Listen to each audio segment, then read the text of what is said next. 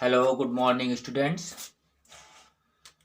तो आज हम सीबीएसई क्लास 12th की सेकेंड यूनिट करंट इलेक्ट्रिसिटी के बारे में पढ़ेंगे। Current electricity, okay, current electricity.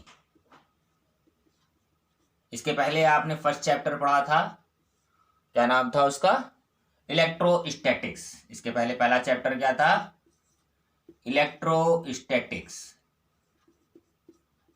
ठीक है, इलेक्ट्रोस्टैटिक्स। एक और पार्ट इसका होता है इलेक्ट्रोडायनेमिक्स भी कहते हैं, ठीक है। क्या है? इलेक्ट्रोडायनेमिक्स। आपको पता होगा कि डायनेमिक्स और स्टैटिक्स में क्या डिफरेंस। इलेक्ट्रोस्टैटिक्स फर्स्ट चैप्टर आपका है क्लास 12 सीबीएसई का। It is made from two words. Electro means electron से related and static means static condition, रुकी हुई condition. So electrostatics deal with the electron in the static condition. Electron in the static condition. आपको पता होगा first chapters में जैसा कि हमने बताया है कि when electron is in the static condition, electron is a charged particle, then it creates a electric field, and suppose it is a positive charge, then the electric field will be same like outward, and it is a negative charge, then the electric field is in the inward. Now we conditions the electron in the dynamic condition. Electron electrodynamics में हो गया electron and dynamism means electron in the moving condition. और जब electron moving condition में होगा तो क्या होगा, उसमें इलेक्ट्रिक फील्ड के साथ साथ मैग्नेटिक फील्ड भी जनरेट होगी। और करंट जो है वो इलेक्ट्रॉन की डायनेमिक कंडीशन से रिलेटेड है, ठीक है। करंट इलेक्ट्रिसिटी मींस आपको इलेक्ट्रॉन के मूवमेंट से जो करंट जनरेट होती है उसी को हम कहते हैं करंट इलेक्ट्रिसिटी। उसको जैसे आपके घर में बिजली आती है, लाइट आती है, तो हम कहते हैं लाइट आती है। तो लाइट क्या, वो लाइट ही है। लाइट तो उसका इफेक्ट है, एक्चुअल में वो क्या है, वो बीम्स ऑफ इलेक्ट्रॉन्स है। बात समझ में आ रही है? जो हम कहते हैं लाइट आती है तो वो क्या है, वो एक तरह से बीम्स ऑफ इलेक्ट्रॉन, जिसको हम कहते हैं बीम्स ऑफ इलेक्ट्रॉन। और एक्चुअल में उसका नाम होता है इलेक्ट्रिसिटी। मीन्स वो क्या है, एक तरह से electricity means electron in the dynamic conditions होते हैं। तो सबसे पहले तो आपको ये जानना है कि व्हाट इज एन इलेक्ट्रॉन। ये आपने को इलेक्ट्रोस्टैटिक्स के चैप्टर में सबसे शुरू में ही बताया जाता है। What is an electron? Electron is the charge particles which occurs in every object. थोड़ा सा हम आपको यहाँ पर इंट्रोडक्शंस भी दे देंगे फर्स्ट चैप्टर्स का इलेक्ट्रोस्टैटिक्स का, तब हम करंट इलेक्ट्रिसिटी स्टार्ट करेंगे। तो जैसे हमने पहले आपको जानना है इलेक्ट्रॉन के बारे में, ठीक है। सो इलेक्ट्रॉन क्या है, जैसा कि हम पढ़ते हैं कि अगर हम संसार की किसी भी मटेरियल पार्टिकल को, जैसे मान लिया कि आपने चॉक लिया, ये मान लिया हमने चॉक है, तो इसका जो केमिकल फार्मूला है वो है कैल्शियम कार्बोनेट, ठीक है। इट मीन्स इसमें कैल्शियम का एटम है, कार्बन का एटम है और ऑक्सीजन का एटम है। तो अब ये एटम क्या है, इसके बारे में भी आपने फर्स्ट चैप्टर, थोड़ा हम इंट्रोडक्शन के अंदर डीपली नहीं जा रहे हैं वहां पर, कि इलेक्ट्रॉन क्या है इसके बारे में जानना है। कैल्शियम का एटम, कार्बन का एटम और ऑक्सीजन एटम। और एटम के बारे में आपका जो आइडिया है वो क्या है कि एक न्यूक्लियस है और उसके चारों तरफ इस तरह से ऑर्बिट्स में इलेक्ट्रॉन रिवॉल्व कर रहे हैं, ठीक है। अब ये इलेक्ट्रॉन क्या है, ये एक स्मॉल चार्ज पार्टिकल है। मीन्स कहने का कि electron, proton, neutron charge particle हैं जिनके मिलने से ये एटम बन रही है, और इस एटम के कॉम्बिनेशन से फिर आपका ये मॉलिक्यूल बन रहा है, ठीक है। तो बात ये आती है कि ये चार्ज पार्टिकल इलेक्ट्रॉन किससे बने हैं, इसकी भी बहुत सी एनालिसिस हुई है, और धीरे धीरे करते करते लास्ट फेज जो अभी तक माना गया है वो यह है कि लास्ट फेज हर एक चीजों की एनर्जी होती है। तो ये जो इलेक्ट्रॉन का स्ट्रक्चर आप पढ़ते हैं, ये क्या है कि जब हम एटम को ब्रेक करते हैं तो उससे चार्ज पार्टिकल निकलते हैं, और वो चार्ज पार्टिकल पॉजिटिव या नेगेटिव दो तरह के, मीन्स टू टाइप्स के होंगे, और बहुत से तरह के चार्ज पार्टिकल इसमें होते हैं, ठीक है। तो जैसे मान लिया कि ये जो इलेक्ट्रॉन निकलते हैं, यही इलेक्ट्रॉन जब मूव करते हैं then they creates an energy, और उसी को हम कहते हैं करंट और इलेक्ट्रिसिटी। बात समझ में आ रही है? तो इलेक्ट्रिसिटी क्या है, it is a beam of electron. Not only electron, और भी पार्टिकल्स हैं, और भी बनता है। और भी पार्टिकल मीन्स कोई भी चार्ज पार्टिकल है, अगर वो मूव कर रहा है तो उसको हम इलेक्ट्रिसिटी कहेंगे, ठीक है। इट मीन्स कि जो ये चार्ज पार्टिकल या इलेक्ट्रॉन है वो हर एक मटेरियल में, हवा से, बिजली से, पानी से, आपने पढ़ रखा होगा, ये देखते होंगे करंट जो है वो कूड़े से, कचरे से, हवा से भी बना सकते हैं। विंड मिल है, छोटा सा बच्चा जूता पहनकर दौड़ता है तो उसमें भी करंट क्रिएट होती है, बल्ब जलता है कि नहीं। इट मीन्स कि हर जगह इलेक्ट्रॉन या चार्ज पार्टिकल्स प्रेजेंट्स हैं, ठीक है। तो यहाँ पर हम सबसे पहले उस करंट को या चार्ज पार्टिकल को कैसे मेजर करेंगे उसकी डेफिनेशंस के बारे में पढ़ना है। तो सबसे बेसिक डेफिनेशन जो चार्ज की है, आप लोगों ने पहले भी छोटी क्लासेस में पढ़ा होगा, वो क्या है? Rate of flow of charge is known as a current, Q is equal to IT। अब देखिए इसमें जो आपने करंट की डेफिनेशन दी है, I is equal to Q upon T। अब Q तो चार्ज पार्टिकल है, चार्ज पार्टिकल्स तो एक फिजिकली अकरिंग ऑब्जेक्ट्स है, मीन्स वो एग्जिस्ट करता है, मीन्स उसमें कुछ ना कुछ मास होगा। लेकिन टाइम क्या है? टाइम कोई फिजिकली अकरिंग ऑब्जेक्ट्स है? नहीं, टाइम तो एक कॉन्सेप्ट है जो अर्थ के रोटेशन से, तो मोर और लेस हम कह सकते हैं कि करंट और चार्ज जो है वो सेम है, ठीक है। करंट और चार्ज सेम है, जो डिफरेंस है वो डिफरेंस क्या है कि जब चार्ज मूव करेगा तभी वो उसको हम करंट कहेंगे, means a moving charge is a current. Time के साथ अगर टाइम जीरो है तो चार्ज, टाइम जीरो है तो कह सकते हैं कि आपकी ये करंट जो है, अगर मैथमेटिकली देखा जाए टाइम जीरो है तो करंट इन्फिनिटी है, बट ऐसा होता नहीं है, ये mathematically rate of flow of है। तो इसलिए हम कह सकते हैं कि अगर चार्ज स्टैटिक कंडीशन है, स्टैटिक कंडीशन में है, तो करंट उसकी जीरो होगी, because in that conditions the charge have only the electric field, ठीक है। ऐसे भी समझ सकते हैं कि जब चार्ज मूव करता है तो चार्ज के अंदर जो मास है, जैसे मान लिया हमने इलेक्ट्रॉन है तो इलेक्ट्रॉन बे का भी कुछ मास होगा, तो जब ये चार्ज या इलेक्ट्रॉन जब मूव करता है तो उसका ये मास एनर्जी में कन्वर्ट होता है, ठीक है। और ये आपको सिंपल सा एक कॉन्सेप्ट है कि कोई भी चीज अगर मूव करती है तो वो एनर्जी को रेडिएट करती है। तो उसी तरह से करंट भी क्या है? एक एनर्जी का सोर्स है, सोर्स ऑफ चार्ज के फॉर्म में, और हम किसी भी मटेरियल से उसको जनरेट कर सकते हैं। और उसको मेजर करने का जो सबसे सिंपलेस्ट फार्मूला है वो क्या है? Q is equal to IT, ठीक है। तो चूंकि चार्ज की डिस्कवरी कूलॉम ने की थी, करंट की डिस्कवरी एम्पियर ने की थी, तो इसलिए आपको करंट की जो यूनिट बन गई वो Q/T के अकॉर्डिंग कूलॉम पर सेकेंड, और इसको हम कह सकते हैं एम्पियर, ठीक है। तो ये तो हो गई करंट की डिफिनीशन या करंट है क्या इसके बारे में। तो सबसे पहले जो इस चैप्टर्स में जो आपके सिलेबस में है CBSE के, वो पहला टॉपिक्स तो यही है कि इलेक्ट्रिक करंट किसे कहते हैं। करंट की वैसे बहुत सी डिफिनीशन है, अभी आगे आप पढ़ेंगे। दो पैरेलल वायर्स के बीच में लगने वाले फोर्स के बेस पर भी करंट को हम डिफाइन करते हैं। इनके बीच में जब फोर्स लगेगा तो उस फोर्स के टर्म में डिफाइन करते हैं। बेसिक डिफिनीशंस तो फंडामेंटल जिसको हम कहते हैं इंटरनेशनल डिफिनीशन, वो सब आप आगे के चैप्टर्स पढ़ेंगे। यहाँ तो आपने ये basic definition Q is equal to IT, rate of flow of charge, ठीक है। बात समझ में आ रही है। अब इसमें जो सेकंड टॉपिक दिया हुआ है वो है flow of electric charge in a metallic conductor. ये तो करंट की डिफिनीशन हो गई। इसके बाद आपको पढ़ना है, जो टॉपिक आपके सिलेबस में है वो क्या है? Flow of charge, electric charge या charge in a metallic conductor, in a metallic conductor, ठीक है। पहले तो आपको ये जानना है कि मेटेलिक कंडक्टर की बात क्यों कही गई है। नॉन मेटेलिक भी हो सकते हैं, किसी तरह के हो सकते हैं, और ये कंडक्टर क्या है? जैसा कि अभी हमने बताया कि संसार की हर चीज एटम से बनी है, और एटम के अंदर चार्ज है। Charge itself made is suppose to be made from some another kind of particle, और लास्ट में ये धीरे धीरे धीरे धीरे करते करते लास्ट में एनर्जी का फेज बनता है, और इसीलिए आइंस्टीन का equation is equal to mc² गया है। तो flow of charge in metallic conductors में क्या है कि जैसे हमने कहा कि बहुत से मटेरियल्स हैं, और हर एक एटम से बने, हर एक चीज एटम से बनी है। फिर भी हम देखते हैं कि कुछ मटेरियल है जिससे कि इलेक्ट्रॉन्स पास हो सकते हैं, और कुछ मटेरियल ऐसे हैं जिससे इलेक्ट्रॉन पास नहीं होते। जैसे वुड है, प्लास्टिक है, जिसको हम इंसुलेटर कहते हैं, तो वो भी तो एटम से ही बने हुए, उनके अंदर भी चार्ज पार्टिकल है, लेकिन उससे करंट पास नहीं होती। लेकिन वही हम लोहे के टुकड़े की बात करें, आयरन के टुकड़े की बात करें, तो जब उसमें हम करंट की सप्लाई करते हैं तो वहां से करंट पास हो जाती है। रीजन क्या है कि ये जो इलेक्ट्रॉन है एटम के अंदर, वो भी दो तरह के होते हैं, टू टाइप्स के होते हैं। एक तो हो गया फ्री इलेक्ट्रॉन, ठीक है, और एक हो जाता है जिसको हम कहते हैं बाउंड इलेक्ट्रॉन, बाउंड इलेक्ट्रॉन, ठीक है।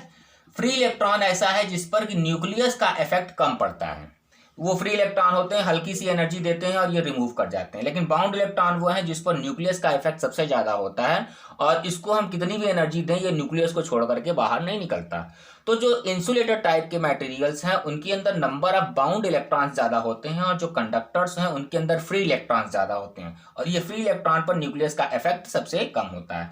तो जो कंडक्टर है इट मीन्स कि उसके आउटर मोस्ट ऑर्बिट में जो इलेक्ट्रॉन है उन पर न्यूक्लियस का इफेक्ट कम है, और हल्का सा हम उनको एनर्जी देते हैं तो वो रिमूव कर जाते हैं। ठीक है, तो flow of charge in a metallic conductor means किसी भी कंडक्टर को, जैसे मान लिया एक वायर है या कोई लोहे का टुकड़ा है, जब हम उसको उस पर कोई पोटेंशियल डिफरेंस अप्लाई करते हैं, जैसे मान लिया कि आपने एक वायर लिया इस तरह से, ठीक है, और इस पर आपने एक सेल से ये सप्लाई कर दिया, लगा दिया करंट, ठीक है, तो इसके अंदर जो फ्री इलेक्ट्रॉन है वो तुरंत पॉजिटिव टर्मिनल्स की तरफ मूव करेंगे और इसमें करंट मूव कर जाए, करंट क्रिएट हो जाएगी। ठीक है, तो अब ये जो करंट क्रिएट होगी तो जाहिर सी बात है कि इलेक्ट्रॉन इसके अंदर जो फ्री इलेक्ट्रॉन है वो मूव कर रहे हैं।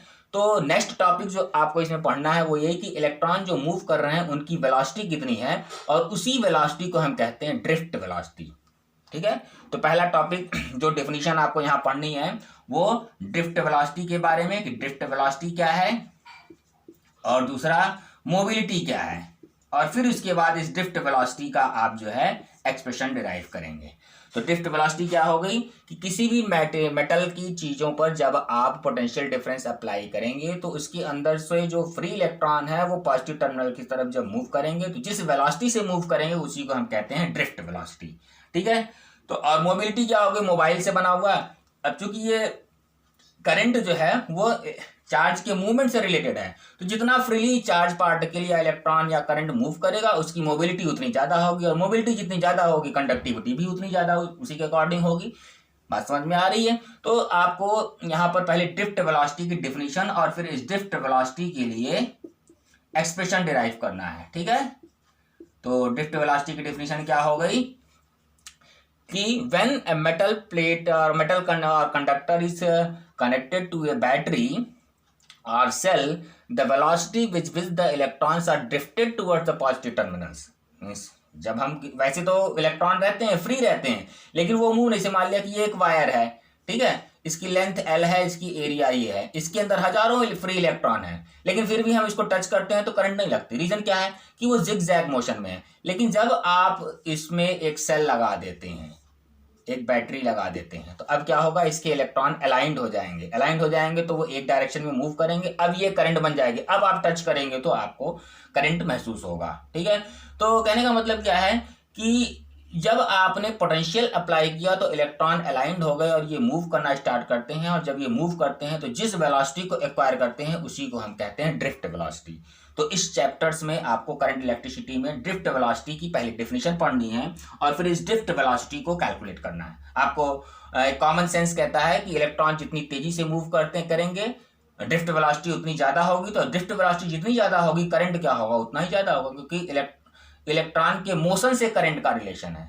जैसे जैसे इलेक्ट्रॉन रुकता जाएगा वैसे वैसे करंट क्या होगी, कम होती जाएगी। इलेक्ट्रॉन बिल्कुल रुक जाएगा तो करंट बिल्कुल जीरो हो जाएगी, और इलेक्ट्रॉन तेजी से मूव करेगा तो करंट बहुत ज्यादा, क्योंकि rate of flow of charge is known as a current. ठीक है, तो इस ड्रिफ्ट वेलोसिटी क्या है ये बात समझ में आ रही है। तो अब इस ड्रिफ्ट वेलोसिटी को आपके लिए आपको एक्सप्रेशन डिराइव करना है। तो इसमें दो तरह से ड्रिफ्ट वेलोसिटी के एक्सप्रेशन है, दो एक्सप्रेशन है इसके। एक तो हम ड्रिफ्ट वेलोसिटी का एक्सप्रेशन डिराइव करेंगे इन टर्म्स ऑफ इलेक्ट्रिक फील्ड। क्या है वो? इन terms of electric field. Electric field क्या होता है इसके बारे में भी आप फर्स्ट चैप्टर में या फर्स्ट यूनिट में पढ़ सकते हैं। और दूसरा होता है इन terms of current. In terms of current, ये तो आपको ड्रिफ्ट वेलोसिटी के लिए एक्सप्रेशन डिराइव करना है। ठीक है, तो सबसे पहले चलिए हम डिराइव करते हैं कौन सा, इन terms of electric field. And what is electric field, ये देखिए पहले इलेक्ट्रिक फील्ड क्या होता है। जैसे सपोज आपने एक मेटल का एक कंडक्टर लिया और उसके अंदर उस पर पोटेंशियल अप्लाई किया, और इसके अंदर जो इलेक्ट्रॉन है वो इस तरह से जिग जैग करके कहीं कहीं मूव कर रहा है। ठीक है, मान लिया कोई इलेक्ट्रॉन है और वो मूव कर रहा है इस डायरेक्शन में, और करंट आपकी जनरेट हो रही है इस डायरेक्शन में। ठीक है, तो आपको वेलोसिटी के लिए ड्रिफ्ट वेलोसिटी के लिए एक्सप्रेशन डिराइव करना है। और आपको पता है वेलोसिटी का रिलेशन एक्सेलरेशन से है और एक्सेलरेशन का रिलेशन फोर्स से है। ठीक है, तो आप एक्सेलरेशन कैलकुलेट कर लीजिए, फोर्स कैलकुलेट कर लीजिए और उससे ड्रिफ्ट वेलोसिटी आ जाएगी। सपोज जैसे आपने पोटेंशियल डिफरेंस अप्लाई किया और इलेक्ट्रॉन मूव कर रहा है, तो कितना एक्सेलरेशन उसमें जनरेट हो रहा है, उस एक्सेलरेशन को आप कैलकुलेट कर सकते हैं। A is equal to F by M. बात समझ में आ रही? Simple formula, F is equal to M है, न्यूटन्स लॉ ऑफ मोशन। तो आपने यहाँ पर एक्सेलरेशन कैलकुलेट किया, A is equal to F by M, और ये ए क्या है, एक्सेलरेशन, जो कि इलेक्ट्रॉन इस पोटेंशियल डिफरेंस को अप्लाई करने पर एक्वायर कर रहा है। ठीक है, अब अगर हम फर्स्ट इक्वेशन ऑफ मोशन देखें, v is equal to u plus a t, तो जैसा कि अभी हमने बताया कि जब ये सेल से पोटेंशियल अप्लाई नहीं था तो इलेक्ट्रॉन स्टैटिक कंडीशन में था, लेकिन जैसे ही आपने यहाँ से पोटेंशियल अप्लाई किया, इलेक्ट्रॉन मूव करना स्टार्ट करेगा, और मूव करना स्टार्ट करेगा और जो वेलोसिटी एक्वायर करेगा उसी को हम ड्रिफ्ट वेलोसिटी कहते हैं। तो जब मूव करना स्टार्ट कर रहा है तो इनिशियल वेलोसिटी कितनी हो गई, 0, और फाइनल वेलोसिटी कितनी हो गई, ड्रिफ्ट वेलोसिटी के बराबर। तो इस इक्वेशन में अगर हम v को लें तो फाइनल वेलोसिटी ड्रिफ्ट वेलोसिटी हो गई, इनिशियल वेलोसिटी 0 हो गई, और एक्सेलरेशन इनटू टाइम। अब टाइम क्या है, टाइम की एक नई डिफिनेशन यहाँ पर या एक नया टर्म बनाया गया जिसको हम कहते हैं रिलैक्सेशन टाइम। रिलैक्सेशन टाइम क्या हो गया, जब एक इलेक्ट्रॉन किसी दूसरे इलेक्ट्रॉन से या किसी एटम के पार्टिकल से किसी से भी टकराता है, ठीक है, तो दो सक्सेसिव कोलिजन्स के बीच में जो टाइम लग रहा है उसका एवरेज, उसके एवरेज को हम कहते हैं रिलैक्सेशन टाइम। और तो यहाँ पर अब हम ड्रिफ्ट वेलोसिटी कैलकुलेट करना है, तो उस रिलैक्सेशन टाइम को यहाँ पर हम टाउ के टर्म में रिप्रेजेंट करते हैं। हालांकि रिलैक्सेशन टाइम की डेफिनेशन आपको पहले से पढ़नी है कि what is the relaxation time. Relaxation time is the average of all the times taken by the electron in the successive collisions. Average, single time नहीं। ठीक है, तो अब यहाँ पर आप ए की वैल्यू रख दीजिए और ये टाइम क्या हो जाएगा, वो रिलैक्सेशन टाइम। तो ड्रिफ्ट वेलोसिटी का फार्मूला क्या बन गया, v D is equal to a is equal to हो गया एफ बाई एम, और ये टाइम क्या हो गया, रिलैक्सेशन टाइम। ठीक है, अब देखिए यहाँ पर जो आपने एफ लिखा हुआ है, इस एफ को आप थोड़ा इलेक्ट्रिक फील्ड के टर्म में आपको फार्मूला पता है। इलेक्ट्रिक फील्ड और फोर्स में क्या रिलेशन है, force is equal to e is equal to f upon M.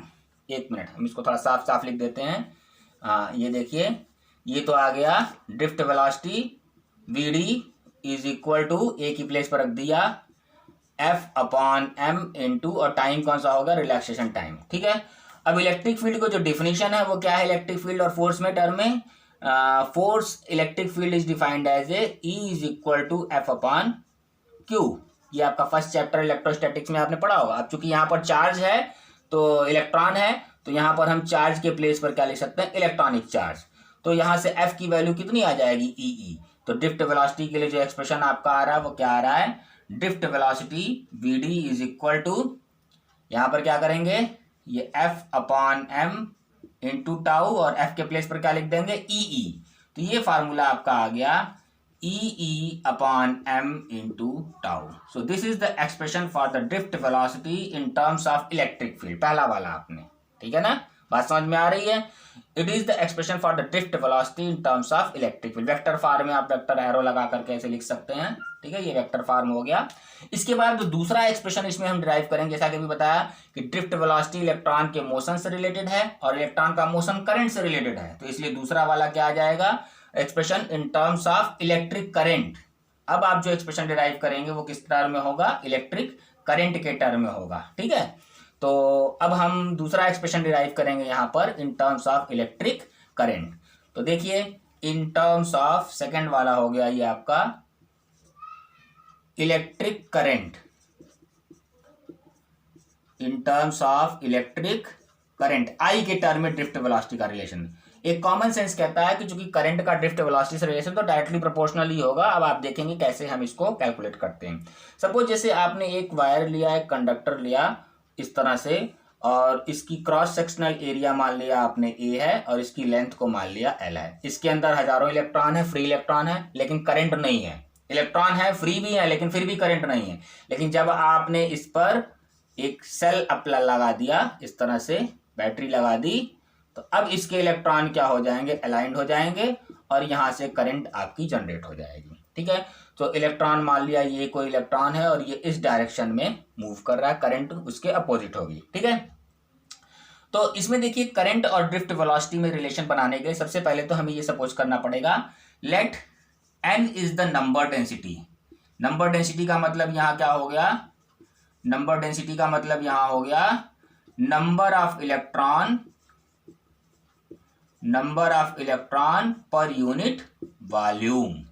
ठीक है, तो अगर इस वायर की area, cross sectional area A है और लेंथ एल है, तो वॉल्यूम कितना होगा, इसका वॉल्यूम हो जाएगा A into L, area into length that is equal to volume. ठीक है, तो हम सबसे पहले यहां पर टोटल चार्ज को कैलकुलेट करेंगे। तो टोटल चार्ज कितना हो जाएगा इस कंडक्टर में, टोटल चार्ज, क्योंकि Q is equal to IT formula है, अगर हम चार्ज कैलकुलेट कर ले तो करंट कैलकुलेट कर सकते हैं। तो टोटल चार्ज कितना हो जाएगा इसका, total charge Q is equal to number density multiplied with volume and multiplied with electronic charge. ये टोटल चार्ज हो जाएगा। कैसे, देखिए n हो गया number density, number of electron per unit volume, तो अगर हम वॉल्यूम से मल्टीप्लाइड कर देंगे तो ये नंबर ऑफ इलेक्ट्रॉन आ जाएगा। तो यहाँ तक क्या हो गया, नंबर ऑफ इलेक्ट्रॉन, और ये इलेक्ट्रॉनिक चार्ज है, तो नंबर ऑफ इलेक्ट्रॉन से इलेक्ट्रॉनिक चार्ज को मल्टीप्लाई कर देंगे तो क्या आ जाएगा, टोटल चार्ज। तो जब टोटल चार्ज आ गया तो करंट कितनी होगी, करंट हो जाएगी I is equal to q by t. ठीक है, तो Q की वैल्यू यहाँ से रख दीजिए, N into A L into e divided by T, time. अब देखिए इलेक्ट्रॉन, मान लिया कि इस पूरे कंडक्टर में इसकी लेंथ के बराबर अगर ये ट्रेवल कर रहा है इलेक्ट्रॉन, तो टाइम कितना लेगा एक हेड से दूसरे हेड तक जाने के लिए, time is equal to distance upon speed is equal distance upon time. तो time is equal distance upon speed, और डिस्टेंस कितना ट्रेवल कर रहा है एल, और स्पीड कौन सी होगी, वही ड्रिफ्ट वेलोसिटी वाली स्पीड होगी कि नहीं। तो यहाँ पर टाइम आप रख देंगे एल अपॉन वी डी, हो गया। Therefore I is equal to NaL into e divided by L into v d, L से L कैंसिल हो गया और ये आपका एक्सप्रेशन बन गया I is equal to NeA v d. Clear है, तो यहां पर ये ड्रिफ्ट वेलोसिटी का दूसरा फार्मूला बन गया इन टर्म्स ऑफ करंट। पहला वाला क्या बने था, I is equal to e tau by m drift velocity के लिए, ये आई नहीं, ये वीडी था। ठीक है, ये था दूसरा वाला drift velocity, v d is equal to e tau by m. तो दो एक्सप्रेशन आपके आ गए, एक तो in terms of electric field और दूसरा क्या हो गया, इन टर्म्स ऑफ करंट। ठीक है, अब देखिए ये जो दो एक्सप्रेशन आपने ड्रिफ्ट वेलोसिटी के लिए कैलकुलेट किया है, इससे ये तो एक वेलोसिटी का मतलब वेलोसिटी आपने कैलकुलेट की है, और अभी हमने बताया कि जितनी ज़्यादा वेलोसिटी होगी चार्ज पार्टिकल में, करंट उतनी ही ज़्यादा होगी, और चार्ज जितना फ्री होंगे करंट भी उतनी ज़्यादा होगी। तो चार्ज की फ्रीनेस को, मतलब चार्ज कितना आसानी से मूव कर रहे हैं, उसकी फ्रीनेस को मेजर करने के लिए एक नया टर्म डिराइव किया है जिसको हम कहते हैं मोबिलिटी। तो कभी कभी मोबिलिटी भी पूछाता है आपको, ड्रिफ्ट वेलोसिटी ने पूछ करके मोबिलिटी पूछाता है, तो मोबिलिटी की भी डिफिनीशन बनाई गई है कि इलेक्ट्रॉन कितना, और वो मोबिलिटी क्या बताता है कि इलेक्ट्रॉन कितना फ्री है मूव करने के लिए। ठीक है, तो मोबिलिटी को मेजर करने के लिए जो डिफिनीशन है वो ये है, mobility is defined as the drift velocity per unit electric field. Means क्या हो गया, मोबिलिटी के लिए mobility is equal to drift velocity per unit electric field.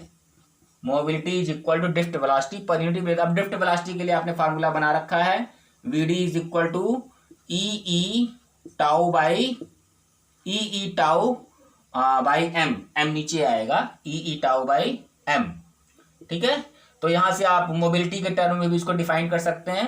तो क्या करेंगे, यहां से अगर आप इसको निकाल दें वी डी बाई ई, तो ये किसके बराबर हो जाएगा, ई टाउ बाई एम के। तो मोबिलिटी के लिए भी अगर मोबिलिटी पूछा जाता है तो आप लिख सकते हैं mobility is equal to e tau by m. E is electronic charge, m is mass of electron and this is the tau is the relaxation time. ठीक है, बात समझ में आ रही।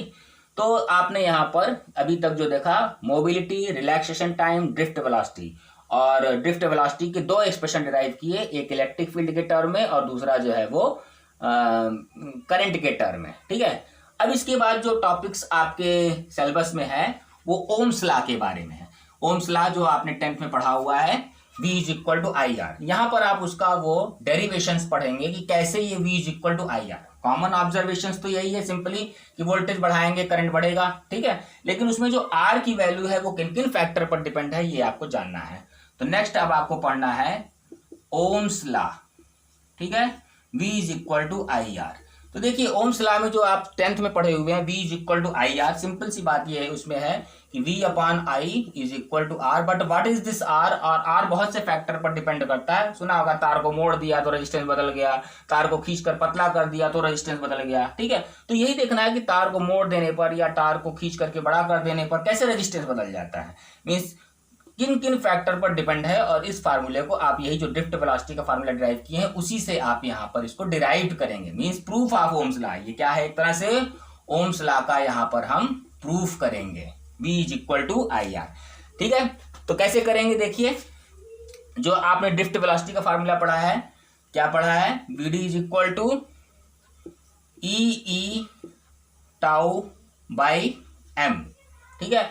और अभी हमने बताया था कि जब पोटेंशियल डिफरेंस अप्लाई करेंगे तो जो इलेक्ट्रिक फील्ड जनरेट हो रही है, इलेक्ट्रिक फील्ड और पोटेंशियल में जो रिलेशन होगा वो क्या होगा, इलेक्ट्रिक फील्ड और पोटेंशियल में E इज इक्वल टू होता है V बाई एल। ये इलेक्ट्रोस्टैटिक्स के चैप्टर में आपने पढ़ा होगा, पोटेंशियल के टर्म में जो वहां पर आता है, ठीक है। तो यहाँ पर हम इसको क्या लिख सकते हैं, ड्रिफ्ट वेलोसिटी का term in terms of E by M, और E के प्लेस पर लिख सकते हैं V बाई एल, ठीक है, इनटू टाउ। एक तो ये हो गया ड्रिफ्ट वेलोसिटी का, और दूसरा आपने फार्मूला जो ड्रिफ्ट वेलोसिटी का पढ़ा था, I is equal to NEA VD, ये पढ़ा है ना। तो यहां से अगर VD का रख लें हम, एक्सप्रेशन इसमें रख दें, वैल्यू सब्स्टिट्यूट कर दें पहले वाले से, तो क्या हो जाएगा NEA, और VD के प्लेस पर लिख सकते हैं E by m into V by L into tau, ठीक है। अब देखिए ओम्स लॉ में जो है वो क्या कहता है, R is equal to V upon I, V is equal to I R, ठीक है। तो आपको यहाँ पे क्या निकालना है, V अपॉन आई। तो इस एक्सप्रेशन से अगर हम V अपॉन आई निकालें तो V अपॉन आई किसके बराबर आ जाएगा, V upon I is equal to ML upon, ये देख रहे हैं ML इधर आ गया, NEA E बाई एम हो गया, और ML हो गया, यहाँ से क्या आ जाएगा NE स्क्वायर A, ठीक है, NE स्क्वायर A, और उसके साथ आ जाएगा टाउ, ठीक है। या इसको आप ऐसे भी लिख सकते हैं M upon NE square tau, और L को अलग कर दें और A को अलग कर दीजिए। तो अब ये जो टर्म बीच में आ रहा है इसको हम कहते हैं रजिस्टिविटी, और ये हो गया रेजिस्टेंस। तो V अपॉन आई किसके बराबर हो गया, R के, and that R is equal to, ये आ गया M upon NE square tau into L by A, and this expression जो ये ब्रैकेट में है इसको हम कहते हैं रजिस्टिविटी R। ये फार्मूला आपने 10th में पढ़ा होगा, R is equal to rho L upon A। तो अब देखिए इसमें R का जो टर्म आ रहा है वो किन किन फैक्टर पर डिपेंड कर रहा है। R का जो फार्मूला आ रहा है, R is equal to ML upon NE square A into tau, ठीक है। तो ये टर्म्स इसमें, ये तो इसको छोड़ दें, अगर हम ये अलग कर दें तो ये हम लिख सकते हैं R is equal to rho L upon A, और रो की वैल्यू जो है वो resistivity, and that is equal to M upon NE square into tau. आपको ये बताया गया था 10th में कि resistivity is the property of material. Material जब तक नहीं चेंज होगा रजिस्टिविटी नहीं चेंज होगी। क्यों? क्योंकि देखिए रजिस्टिविटी का जो एक्सप्रेशन है M upon NE square, N is the number density fix है, E is the electronic charge fix है, रिलैक्सेशन टाइम भी उस पोटेंशियल डिफरेंस पर डिपेंड करेगा, इसलिए वो भी फिक्स है, मास ऑफ इलेक्ट्रॉन फिक्स है। तो ये तभी बदलेगा जब हम मटेरियल को बदलें, क्योंकि मटेरियल बदलने पर मेनली जो है वो टाउ बदलता है, ठीक है, क्योंकि एटम का स्ट्रक्चर जो होता है उससे जो आपस में स्ट्राइक करते हैं, रिलैक्सेशन टाइम जो है वो बदल जाता है। तो मटेरियल बदलने पर रजिस्टिविटी बदलेगी, और रेजिस्टेंस किस पर डिपेंड है, लेंथ और एरिया पर। बात समझ में आ रही? तो इस तरह से आपका जो ओम्स लॉ में R रेजिस्टेंस है उसके लिए एक्सप्रेशन आपका ये बनता है, R इज इक्वल टू ये M into L divided by NE square into tau, ठीक है। बात समझ में आ रही है? तो इस वीडियो तक आप तक के लिए इतना ही, और इसके बाद अब हम इसके आगे का टॉपिक नेक्स्ट वीडियो में बताएंगे। ओके बेटा, थैंक यू।